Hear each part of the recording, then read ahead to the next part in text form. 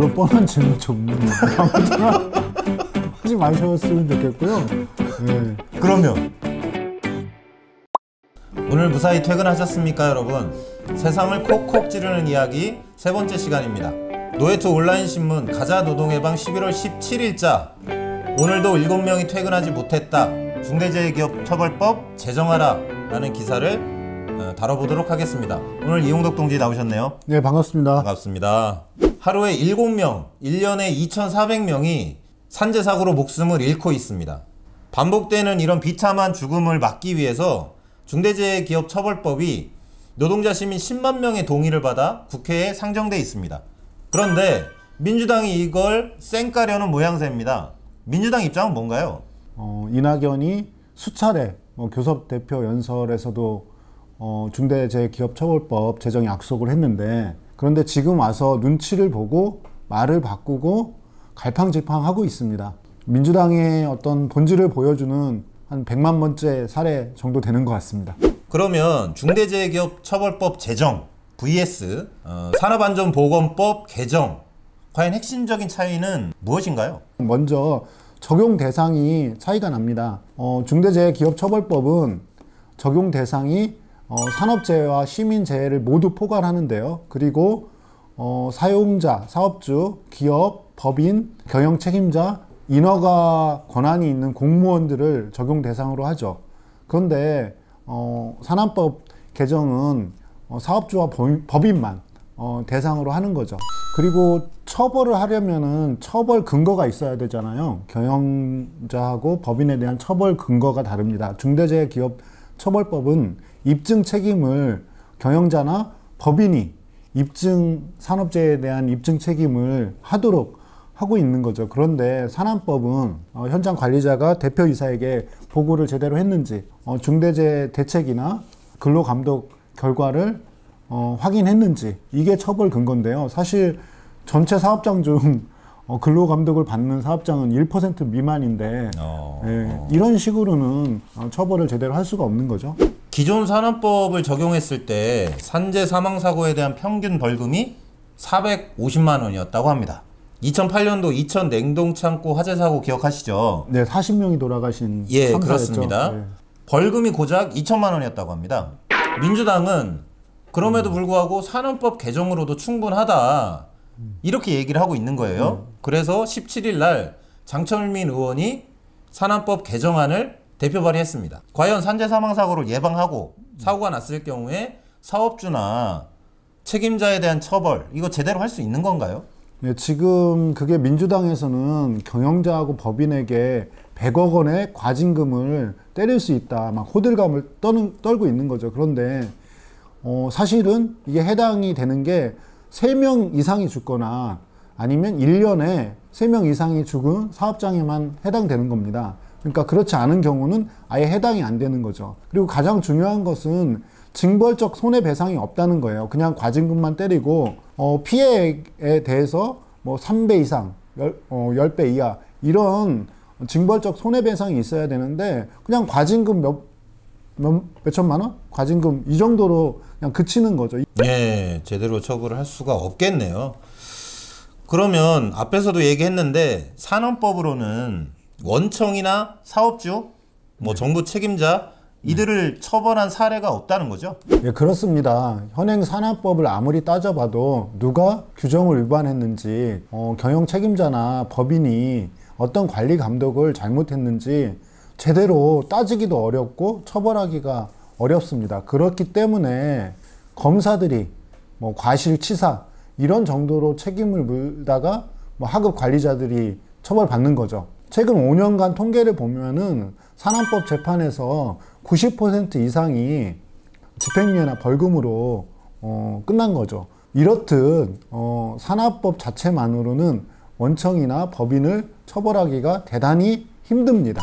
저도 이번에 알았는데 중대재해기업처벌법을 제정해야만 특수고용 노동자들에게도 적용이 되고 시민재해에 대해서도 마찬가지로 적용할 수 있다, 이렇게 말씀하셨잖아요. 네, 예. 그런 게 중대재해기업처벌법의 좀 중요한 취지라고 볼 수 있을 것 같습니다. 이거 사람 목숨 가지고 장난하는 것도 아니고 11월 12일에 박주민 우원식 의원이 급하게 중대재해기업처벌법 제정안을 발의했어요. 내용은 제대로 들어가 있던가요? 아니죠. 박주민 법안에는 결정적인 한계가 있습니다. 50인 미만 사업장에 대해서는 이 법안을 4년 동안 유예한다는 겁니다. 그런데 산재, 질병, 중대재해, 사망사고가 가장 많이 일어나는 곳이 어디겠습니까? 바로 50인 미만 사업장입니다. 10명 중에 8명이 이곳에서 죽어나갑니다. 그런데 여기에 대한 그 법 적용을 4년 동안 유예한다? 이것은 사실상 중소 영세 사업장 노동자들이 4년 동안 계속 죽어나가는 것을 방치하는 거고, 자본가들 입장에서는 이 법이 결국에는 현장에 적용되지 않을 거다. 그리고 또 유예시킬 수 있을 거다. 이런 어떤 신호를 주는 거죠. 중대재해기업처벌법 제정 요구가 꽤 오래전부터 제기돼 왔는데 이게 영국의 기업살인법을 모티브로 했다고 하죠? 네네. 예. 그 2001년도부터 시작이 됐는데요. 노동건강연대라는 단체가 영국의 기업살인법을 모태로 해서 이 요구를 제기했습니다. 19년 동안 기업살인법이 제정되지 않은 거네요. 이제서야 이 기업살인법이라 불리는 중대재해기업처벌법이 제정되려고 하는 건데요. 그럼 영국에서 기업살인법이 제정된 이후에 효과는 있었는지가 좀 궁금하네요. 영국 내 일터에서 사망한 노동자가 많이 줄었습니다. 2008년도와 2009년도 사이에는 179명이었는데 2018년도, 2019년도 사이에는 147명.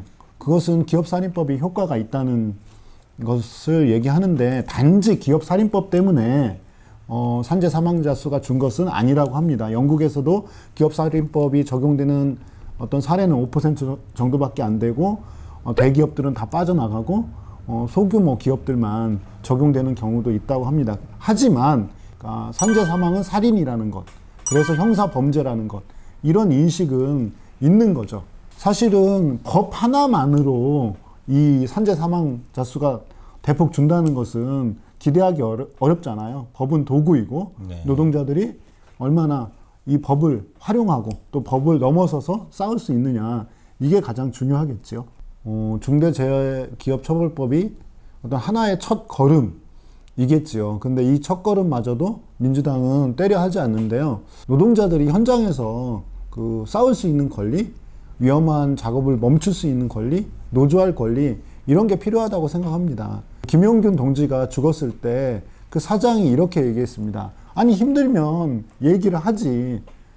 정말 무책임한 발언 아닙니까? 어떻게 비정규직 노동자가, 하루아침에 잘릴 수밖에 없는 노동자가, 노조할 권리도 없는 노동자가 말을 할 수 있겠습니까? 따라서 우리는 중대재해기업처벌법을 넘어서 작업중지권, 노조할 권리, 이런 것들을 쟁취하기 위해서 더 나아가야 된다고 생각합니다. 민주당 장철민 의원이 이런 얘기를 했어요. 중대재해기업처벌법과 산안법 개정이 대립되는 게 아니라 상호 보완적이다. 예, 말은 맞죠. 그런데 민주당은 두 개를 다 제대로 안 하려고 하는 거예요. 그러니까 중대재해기업처벌법 같은 경우에는 박주민 의원 안에 그 결정적 한계, 바로 그 50인 미만 사업장 4년 유예, 이것을 그대로 밀어붙이고 있는 거고, 산안법 개정에서는 노동자들이 줄기차게 요구해 온 게 바로 도급 금지 확대고, 그다음에 건설업, 조선업 등에서 발주처의 책임 확대, 이런 부분인데, 이런 부분은 다 빠진 개정안을 올린 겁니다. 둘 다 제대로 하지 않는 거죠. 예. 민주노총이 전태일 3법 입법 청원을 위해서 전 조직적인 역량을 동원해서 집중했듯이 중대재해기업처벌법을 제정하는 것도 우리 민주노총이 전체 미조직, 비정규직 노동자들의 그 삶과 생명과 권리를 위해서 집중해서 싸워야만 쟁취할 수 있지 않을까, 이렇게 생각합니다. 지금이야말로 이 법을 제정할 절호의 기회라고 생각하고요. 현장과 지역에서 우리 노동자들이 더 나섰으면 좋겠습니다. 힘을 모읍시다.